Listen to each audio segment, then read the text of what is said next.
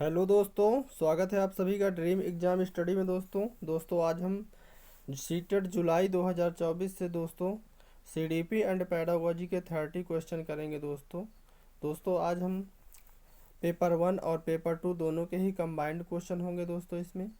दोस्तों जो भी दोस्त अभी तक नए हों हमारे चैनल में दोस्तों, तो आप सभी लोगों से निवेदन है कि चैनल को सब्सक्राइब कर लें और बेल आइकन को भी दबा लें। आइए दोस्तों देखते हैं क्वेश्चन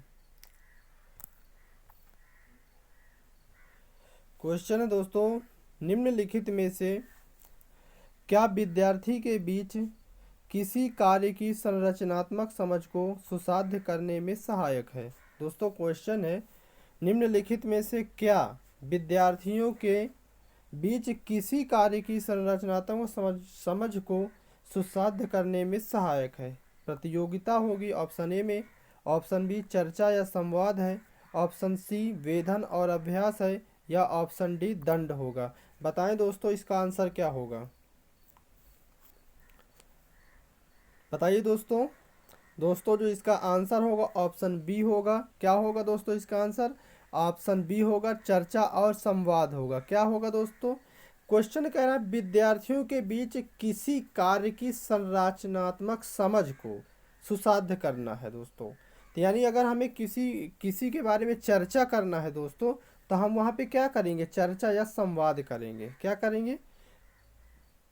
चर्चा या संवाद करेंगे। आइए दोस्तों अगला क्वेश्चन क्या है।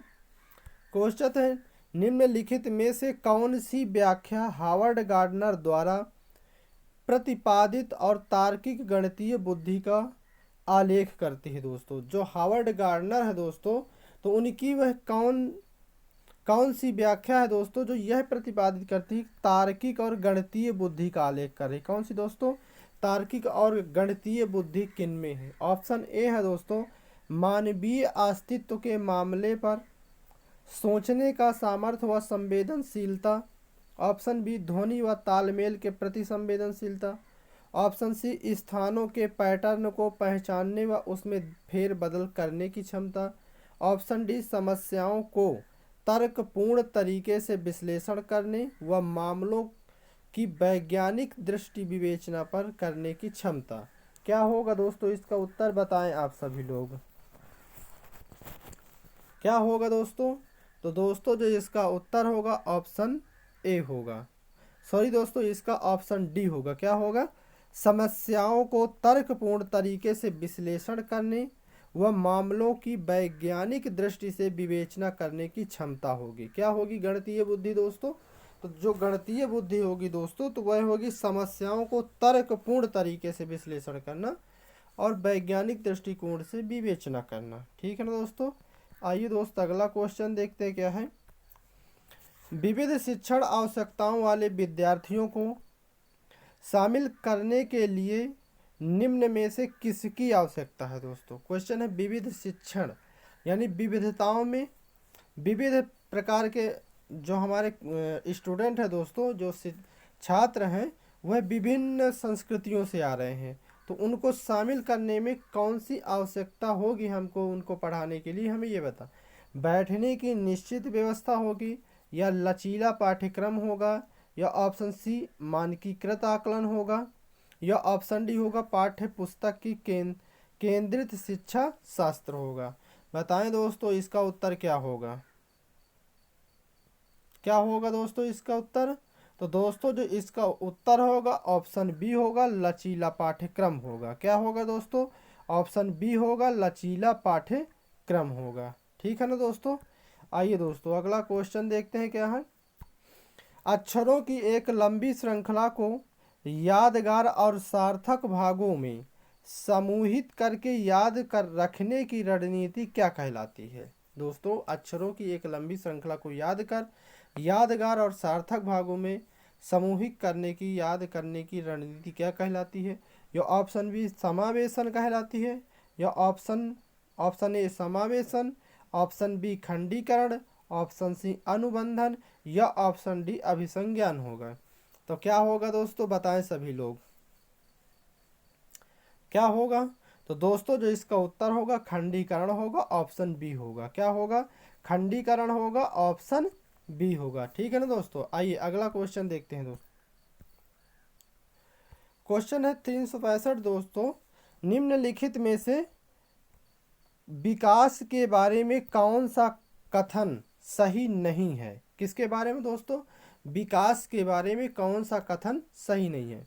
विकास आनुवांशिकता व पर्यावरण की अंतःक्रिया का उत्पाद है, या ऑप्शन बी विकास का कुछ हद तक पूर्वानुमान लगाया जा सकता है, या ऑप्शन सी विकास की दर एक समान और सार्वभौमिक है, या ऑप्शन डी विकास सामान्य से विशिष्ट की ओर होता है। क्या होगा इसका उत्तर बताइए दोस्तों, क्या होगा दोस्तों? तो दोस्तों जो इसका उत्तर होगा ऑप्शन सी होगा, विकास की दर एक समान और सार्वभौमिक होती है। कैसी होगी थी दोस्तों? एक समान और सार्वभौमिक होती है। ठीक है ना। आइए दोस्तों, क्वेश्चन है, आसना अच्छा करती है क्योंकि वह दूसरों द्वारा अच्छा देखा जाना चाहती है। वह कोहल वर्ग के नैतिक विकास के किस चरण में है? क्या दोस्तों? आसना अच्छा करती है क्योंकि वह दूसरों द्वारा अच्छा देखा जाना चाहती है। वह कोहल वर्ग के नैतिक विकास के किस चरण में है? ऑप्शन ए में है, पूर्व पारंपरिक में है, पारंपरिक में है, या उत्तर पारंपरिक में है, या अमूर्त संक्रियात्मक। बताइए दोस्तों इसका उत्तर क्या होगा? क्या होगा दोस्तों इसका उत्तर? तो दोस्तों जो इसका उत्तर होगा क्या होगा? ऑप्शन बी होगा, पारंपरिक में होगा। कौन सी होगा? पारंपरिक में। कोहल वर्ग का नैतिक विकास की किस चरण में होगा? यह पारंपरिक चरण में होगा। ठीक है ना। अगला क्वेश्चन है दोस्तों, एक शिक्षिका अपने शिक्षार्थियों में बोध कौशल को सुसाध्य करना चाहती है। इस उद्देश्य के लिए उसे निम्नलिखित में से किस से बचना चाहिए? ऑप्शन ए संकल्पना मानचित्र से बचना चाहिए, संदर्भहीनता से बचना चाहिए, रूपरेखीकरण से बचना चाहिए, या सारांशीकरण से बचना चाहिए। बताइए दोस्तों क्या होगा इसका उत्तर दोस्तों? तो दोस्तों जो इसका उत्तर होगा ऑप्शन बी होगा, संदर्भहीनता से बचना चाहिए। किससे बचना चाहिए? संदर्भहीनता से बचना चाहिए। ठीक है ना। चलिए अगला क्वेश्चन देखते हैं।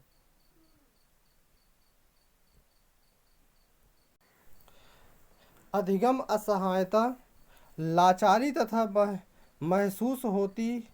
अब एक विद्यार्थी यह मानता है कि दोस्तों एक एक विद्यार्थी है जिसमें अधिगम की असहायता, लाचारी तथा उसको लाचारी तब महसूस होती है जब एक विद्यार्थी यह मानता है कि ऑप्शन है दोस्तों, क्षमता में सुधार हो सकता है और उसका ध्यान महारत के लक्ष्य पर केंद्रित होता है, या ऑप्शन बी प्रयास क्षमता को प्रभावित करते हैं और उसका ध्यान प्रदर्शन लक्ष्यों पर केंद्रित होता है, या ऑप्शन सी शैक्षिक गतिविधियों के परिणाम नियंत्रणीय हैं, या ऑप्शन डी शैक्षणिक गतिविधियों के परिणाम पर अनियंत्रित होते हैं। क्या होगा दोस्तों इसका उत्तर? बताएं सब लोग क्या होगा? तो दोस्तों जो इसका उत्तर होगा ऑप्शन डी होगा, शैक्षणिक गतिविधियों के परिणाम अनियंत्रित होते हैं। दोस्तों जो शैक्षणिक गतिविधियां होती हैं या उनका जो परिणाम होता है यह अनियंत्रित होता है। दोस्तों क्या होता है? अनियंत्रित होता है। ठीक है ना। आइए अगला क्वेश्चन है दोस्तों। क्वेश्चन है हमारा, 5 साल की बच्ची क्या कर सकती है? दोस्तों कोई 5 साल की बच्ची है, वह क्या कर सकती है उसके बारे में हमें बताना है। क्या है? ऑप्शन ए में है संभावित कारणों और उनके प्रभावों की परिकल्पना करना, ऑप्शन बी घटनाओं की वैज्ञानिक रूप से जांच करने के लिए जटिल प्रयासों की योजना बनाना, या ऑप्शन सी में होगा प्रतीकात्मक और अमूर्त तार्किकरण होगा, या लक्ष्य निर्देशित व्यवहार व प्रतीकात्मक खेल की शुरुआत होगी। क्या होगा दोस्तों इसका उत्तर? बताएं सभी लोग इसका उत्तर क्या होगा? तो दोस्तों जो इसका उत्तर होगा ऑप्शन डी होगा। क्या होगा? ऑप्शन डी होगा, लक्ष्य निर्देशित व्यवहार व प्रतीकात्मक खेलों की शुरुआत होगी। ठीक है ना। लक्ष्य निर्देशित व्यवहार होंगे और प्रतीकात्मक खेल की शुरुआत होगी। आइए अगला क्वेश्चन है दोस्तों हमारा, एक बाल केंद्रित कक्षा कक्ष में शिक्षक की भूमिका बताना है। दोस्तों एक बाल केंद्रित कक्षा है, उसमें शिक्षक की क्या भूमिका है यह बताना। ऑप्शन ए, शिक्षक की भूमिका कोई नहीं है, क्या ऐसा हो सकता है? या ऑप्शन सी, एक निष्क्रिय भूमिका निभाता है। या ऑप्शन सी है दोस्तों, अधिगम को बढ़ावा देने के लिए एक सहयोगात्मक कक्षा संस्कृति का निर्माण करता है। या ऑप्शन डी, शिक्षक को बच्चों को निर्देशित करने के लिए तानाशाह की भूमिका निभाता है। क्या होगा दोस्तों? क्या शिक्षक की कोई भूमिका न होगी, या एक निष्क्रिय भूमिका होगी, या उसकी तानाशाह की भूमिका होगी? तो दोस्तों जो इसका उत्तर होगा ऑप्शन सी होगा। क्या होगा? अधिगम को बढ़ावा देने के लिए एक सहयोगात्मक कक्षा संस्कृति का निर्माण करना होगा। ठीक है ना, ऑप्शन सी होगा। आइए अगला क्वेश्चन है दोस्तों हमारा, आकलन के संदर्भ में राष्ट्रीय शिक्षा नीति 2020 क्या प्रस्तावित करती है?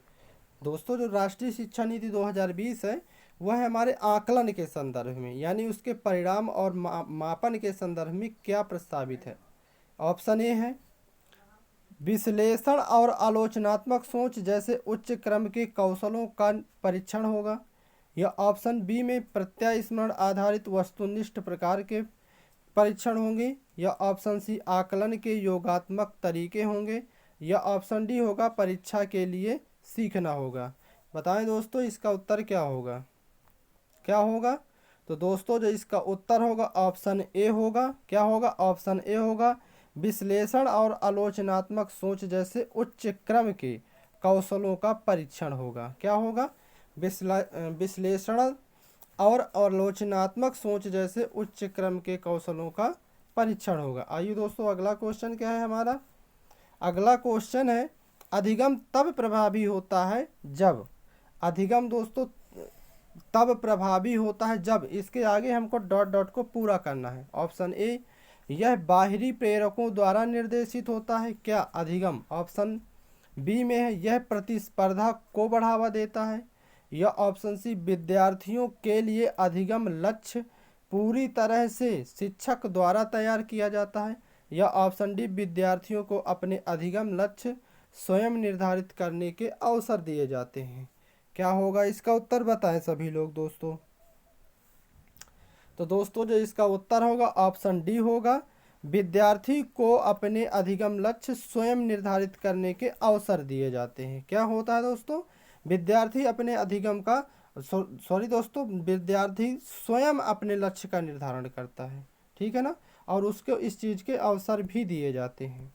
आइए अगला क्वेश्चन देखते हैं। क्या क्वेश्चन दोस्तों, निम्नलिखित में से कौन सा प्रेरणा के स्रोत और प्रेरणा के प्रकार का सही मिलाप युग्म है? प्रेरणा के स्रोत दोस्तों और प्रेरणा के प्रकार का सही मिलान करना है। ऑप्शन ए में होगा, दंड से बचाव आंतरिक प्रेरणा होगी। ऑप्शन बी, नगद पुरस्कार और आंतरिक प्रेरणा होगी। ऑप्शन सी, जिज्ञासा और बाहरी प्रेरणा होगी। या ऑप्शन डी, रुचि और आंतरिक प्रेरणा होगी। क्या होगा दोस्तों? बताएं सभी लोग क्या होगा? क्या होगा? तो दोस्तों जो इसका उत्तर होगा ऑप्शन डी होगा।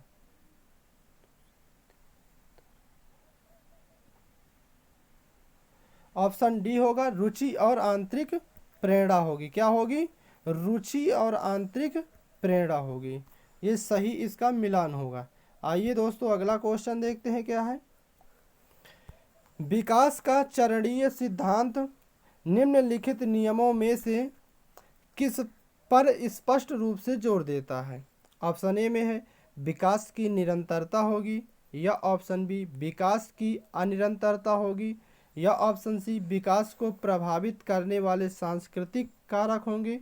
या ऑप्शन डी, विकास प्रक्रिया संबंधित वातावरणीय कारक होंगे। क्या होंगे दोस्तों इसका उत्तर? क्या होगा? तो दोस्तों जो इसका उत्तर होगा ऑप्शन बी होगा, विकास अनियंत्रित होता है। क्या होता है? अनिरंतरता की ओर चलता है। ठीक है ना दोस्तों, कैसा होता है विकास? विकास अनियंत्रित या अनिरंतर चलता रहता है। ठीक है ना। आइए अगला क्वेश्चन देखते हैं क्या है। क्वेश्चन है दोस्तों, एक विशिष्ट संप्रत्यय को बढ़ाने हेतु एक अध्यापिका बच्चों को आधा हल किया हुआ उदाहरण देती है। दोस्तों लेव वाइगोत्स्की के अनुसार अध्यापिका किस रणनीति का इस्तेमाल कर रही है? दोस्तों इशारा देना, या कोई स्टूडेंट कहीं पे थोड़ा अटका हुआ है या रुका हुआ है उसको इशारे दे करके आगे बढ़ाना, या सहायता करना, यह क्या कहलाता है? क्या होगा? यह अवलोकन या अधिगम होगा, या पाढ़ होगा? दोस्तों क्या होगा? पाढ़ होगा, या द्वंद्वात्मक अधिगम होगा, या अनुकूलन होगा? क्या होगा दोस्तों इसका उत्तर? सहायता करना या इशारे देना दोस्तों क्या कहलाता है? तो दोस्तों यह पाढ़ कहलाता है। क्या कहलाता है? पाढ़। ठीक है ना। आइए अगला क्वेश्चन देखते हैं क्या है। क्वेश्चन है दोस्तों, पुरुष सामान्यतः दिमाग से सोचते हैं। पुरुष जो होते हैं दोस्तों सामान्यतः दिमाग से सोचते हैं और महिलाएं अपने हृदय से सोचती हैं। यह कथन क्या दर्शाता है दोस्तों? लैंगिक विभेदीकरण कहलाता है, या लैंगिक रूढ़िवादिता कहलाता है, दोनों लिंगों के बीच आनुवांशिक भेद कहलाता है, या लैंगिक स्थिरता कहलाती है? क्या कहलाता है दोस्तों? दोस्तों यह किसी को इंगित कर रहा है कि पुरुष दिमाग से सोचते हैं और महिलाएं हृदय से सोचती हैं। तो यह क्या इंगित कर रहा है ये बताना है हमको। तो क्या कर रहा है दोस्तों? तो यह दोस्तों हमारा क्या होगा? लैंगिक रूढ़िवादिता होगी। क्या होगी दोस्तों? लैंगिक रूढ़िवादिता होगी। ठीक है ना। आइए अगला क्वेश्चन देखते हैं क्या है हमारा। क्वेश्चन है दोस्तों, बच्चे अपने समाज के बारे में ज्ञान, रहने के कौशल, मूल्य, रीतियां किससे सीखते हैं? ऑप्शन ए आस पड़ोस से सीखते हैं, या ऑप्शन बी, फर्स्ट ऑप्शन है आस पड़ोस से, दूसरा है धर्म से, तीसरा स्कूल से, चौथा समकक्षीय समूह से। किससे सीखते हैं दोस्तों बताना है, जो कि हमारा ये कूट में आंसर है दोस्तों। तो किस में दोस्तों? कूट में आंसर बताना है। क्या ऑप्शन ए होगा फर्स्ट और थर्ड होगा, या ऑप्शन बी होगा फर्स्ट और फोर्थ होगा, या ऑप्शन सी होगा फर्स्ट थर्ड और फोर्थ होगा, या option D first second third fourth होगा? बताइए दोस्तों इसका उत्तर क्या होगा? क्या होगा दोस्तों इसका उत्तर? तो दोस्तों इसका उत्तर होगा ऑप्शन डी होगा, यानी फर्स्ट सेकंड थर्ड फोर्थ सभी होंगे। जो बच्चे के अपने समाज के ज्ञान के, रहने के कौशल और मूल रीतियां हैं दोस्तों, वह पास पड़ोस से भी सीखते हैं, अपने धर्म से भी सीखते हैं, स्कूल से भी सीखते हैं, और अपने समकक्षीय समूह से सीखते हैं, अपने दोस्तों से। ठीक है ना। आइए दोस्तों अगला क्वेश्चन है हमारा क्या है। हावर्ड गार्डनर के अनुसार निम्नलिखित में से कौन सा कथन सही नहीं है? कौन सा कथन दोस्तों सही नहीं है? किसके अनुसार?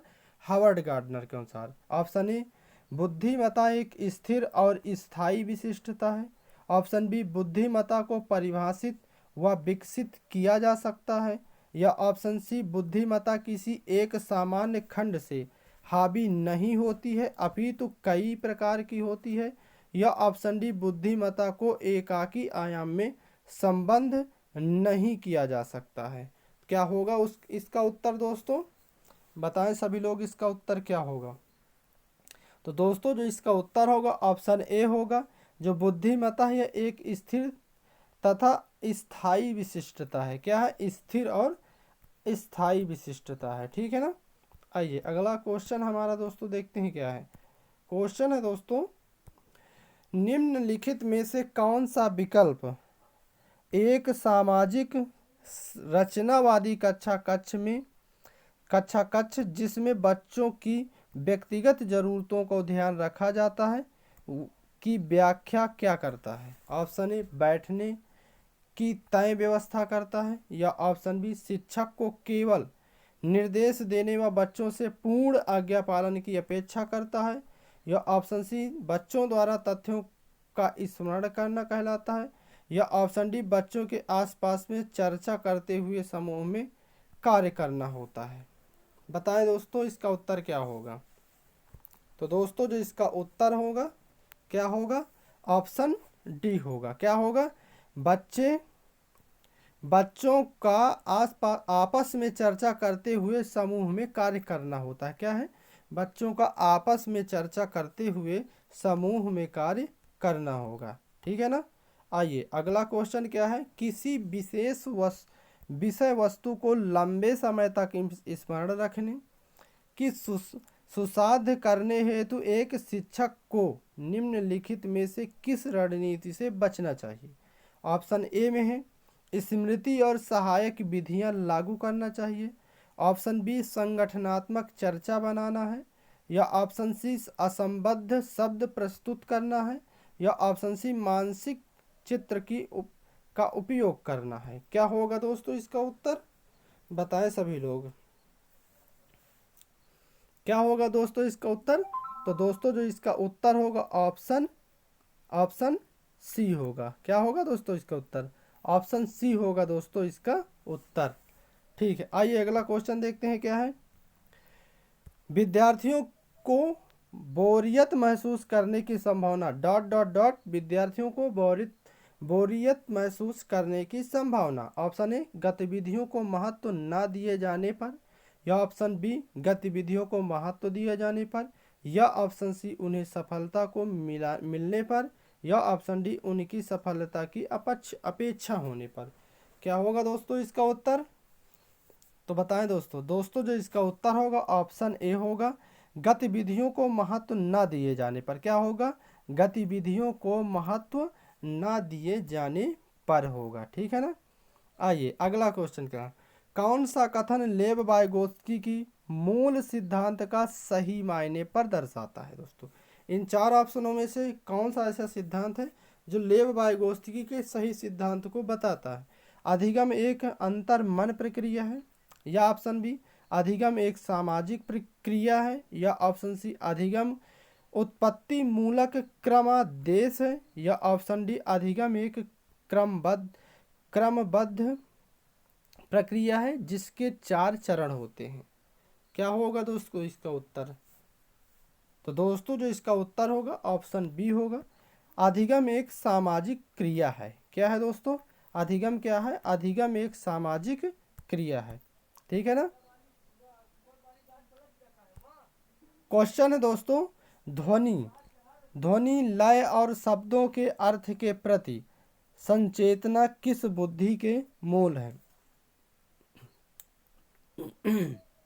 अंतर्वैयक्तिक, अंतरावैयक्तिक, भाषिक या स्थानिक? क्या होगा दोस्तों इसका उत्तर? बताएं सभी लोग।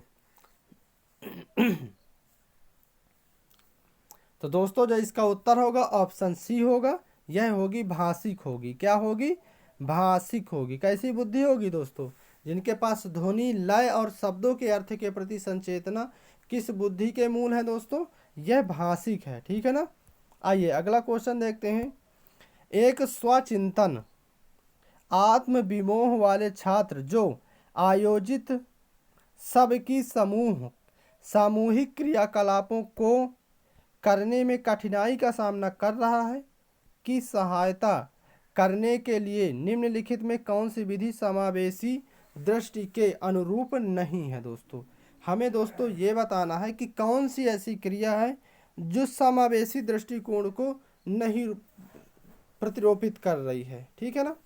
ऑप्शन ए सामूहिक रूप से सामूहिक कार्य के दौरान उपयुक्त प्रत्यक्ष और लिखित सामग्री देना, यह ऑप्शन बी होगा बच्चे को कम शोर वाली विश्रांत वातावरण में युग्यों में कार्य करने की अनुमति देना, या बच्चे की विशिष्ट स्कूल में भेजना, या ऑप्शन डी सामान्य कक्षा में प्रतिकारी ट्यूटर की मदद लेना। क्या होगा दोस्तों इसका उत्तर? बताएं सभी लोग। तो दोस्तों जो इसका उत्तर होगा ऑप्शन सी होगा बच्चे को विशिष्ट स्कूल में भेजना। क्या होगा?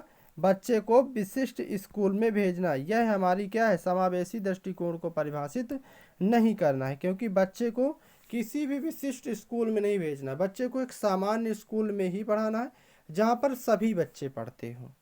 ठीक है ना। आइए अगला क्वेश्चन है दोस्तों हमारा, बच्चे किस शिक्षा शास्त्र द्वारा सबसे अधिक अर्थपूर्ण अधिगम करते हैं? ऑप्शन ए व्याख्यान और प्रत्यक्ष अनुदेश द्वारा, या ऑप्शन बी पुनरावृत्ति यात्रावत अभ्यास द्वारा, या ऑप्शन सी होगा जब वे कार्यों और क्रियाकलापों में क्रियाशीलता से भाग लेते हैं, या ऑप्शन डी कार्य को पूर्ण करने में विभिन्न चरणों पर उपयुक्त इनाम दिए जाते हैं। बताएं दोस्तों इसका उत्तर क्या होगा। तो दोस्तों जो इसका उत्तर होगा ऑप्शन सी होगा, जब जब वे कार्यों और क्रियाकलापों में क्रियाशीलता से भाग लेते हों। क्या होगा, जब वो कार्यों और क्रियाकलापों में क्रियाशीलता से भाग लेते हों, वह हमारा क्या होगा, अर्थपूर्ण अधिगम का अधिगम होगा। कैसा होगा, अर्थपूर्ण अधिगम होगा। आइए अगला क्वेश्चन देखते हैं क्या होगा हमारा। क्वेश्चन है दोस्तों, सीखने की वह प्रक्रिया क्या कहलाती है जिसमें बच्चे स्कूल जैसी सामाजिक संस्थाओं में प्रवेश करके सीखते हैं। क्या परिपक्वता कहलाती है, या निष्क्रिय समाजीकरण कहलाता है, या प्राथमिक समाजीकरण कहलाता है, या द्वितीयक समाजीकरण कहलाता है। क्या कहलाता है बताएं दोस्तों। तो दोस्तों यह ऑप्शन डी यानी यह द्वितीयक समाजीकरण कहलाता है। क्या कहलाता है, द्वितीयक समाजीकरण कहलाता है। बच्चे स्कूल जैसी सामाजिक संस्थाओं में प्रवेश करके सीखते हैं, तो यह कौन सी समाजीकरण की संस्था कहलाती है। तो दोस्तों यह द्वितीयक समाजीकरण की संस्था हमारी स्कूल कहलाता है। ठीक है ना। आइए अगला क्वेश्चन है, निम्न में से कौन सी शिक्षा शास्त्रीय पद्धति एक संरचनावादी कक्षा के लिए उपयुक्त नहीं होगी। ऑप्शन ए बहुआयामी परिप्रेक्ष्यों का प्रोत्साहन, ऑप्शन बी सामूहिक सहयोगिता, या ऑप्शन सी बेधन व दोहराव, या ऑप्शन डी प्रयोगात्मकता होगी। क्या होगी दोस्तों बताएं सभी लोग। तो दोस्तों जो इसका उत्तर होगा ऑप्शन सी होगा, बेधन व दोहराव होगा। क्या होगा, ऑप्शन सी होगा, बेधन व दोहराव होगा। ठीक है ना।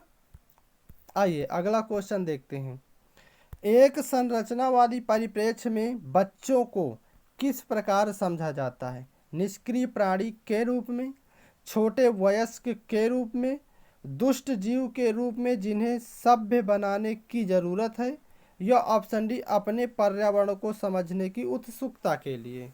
क्या कहलाता है बताएं दोस्तों। एक संरचनावादी परिप्रेक्ष्य में बच्चों को किस प्रकार समझा जाता है, किस प्रकार समझा जाता है।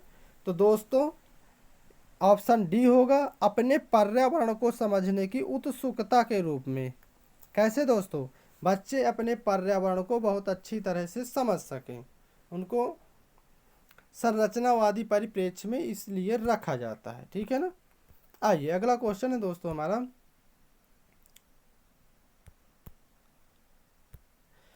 बाल केंद्रित कक्षा का सृजन कैसे किया जाता है। ऑप्शन ए शिक्षार्थियों को उनके निष्पादन के बारे में समय पर प्रतिपुष्टि देकर, या ऑप्शन बी विद्यार्थी को प्रश्न पूछने से हतोत्साहित करके और उन्हें निष्क्रिय रखकर, या ऑप्शन सी बारंबार परीक्षा लेकर और शिक्षार्थियों को बीच बीच में भय की अवस्था में रखकर, या ऑप्शन डी विद्यार्थियों में प्रतिस्पर्धा प्रोत्साहित करके। क्या होगा दोस्तों इसका उत्तर। तो दोस्तों जो इसका उत्तर होगा ऑप्शन ए होगा, शिक्षार्थियों को उनके निष्पादन के बारे में समय पर प्रतिपुष्टि देकर। क्या होगा, शिक्षार्थियों को उनके निष्पादन के बारे पर समय पर प्रतिपुष्टि देकर होगा। आइए अगला क्वेश्चन देखते हैं, एक प्रगतिशील कक्षा ... इसको पूर्ण करना है, केवल मूक श्रवण को प्राथमिकता देता है क्या, या ऑप्शन बी अधिगमकर्ताओं को व्यक्तिगत भिन्नताओं का सम्मान करता है, या ऑप्शन सी अंक उन्मुख होता है, ऑप्शन डी अधिगम के व्यवहारवादी सिद्धांतों पर निर्धारित होता है। बताइए दोस्तों एक प्रगतिशील कक्षा कैसी होती है, कैसी होती है दोस्तों। तो एक प्रगतिशील कक्षा हमारी कैसी होती है, अधिगमकर्ताओं की व्यक्तिगत भिन्नताओं का सम्मान करता है। कैसे करता है, अधिगमकर्ताओं की व्यक्तिगत भिन्नताओं का सम्मान करता है। आइए धन्यवाद दोस्त जो भी दोस्त अभी तक हमारे चैनल में नए हों, तो आप सभी लोगों से निवेदन है कि आप सभी लोग हमारे चैनल को सब्सक्राइब करें, बेल आइकन को भी दबाएं, ताकि जैसा ही वीडियो हमारा अपलोड हो आप सभी लोगों तक सबसे पहले पहुंच सके। धन्यवाद दोस्तों, अपना और अपनों का ख्याल रखें। जय हिंद।